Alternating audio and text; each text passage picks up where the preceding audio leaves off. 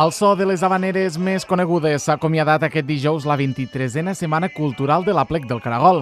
La Glorieta dels Camps Elisis ha estat l'escenari de l'actuació dels grups Arrels de la Terra Ferma de Lleida i Cavall Bernat. Aquesta darrera agrupació, arribada des de Platja d'Aro, al Baix Empordà, és una formació musical fundada pel mestre Ortega Monasterio l'any 1965. Monasterio és l'autor de la clàssica havanera El meu avi. Ambdues formacions han actuat davant de prop d'un centenar d'assistents que han gaudit de la darrera de les activitats programades abans de la 40a edició de l'Aplec del Caragol de Lleida. I és que la 23a Setmana Cultural, que serveix com a avantsala de l'Aplec, es va iniciar amb la cursa Trota-Caragol en benefici d'Aspros el passat dissabte. Aquest dijous, doncs, i per posar el colofó a la jornada, també s'ha servit ron cremat entre els assistents a la mitja part.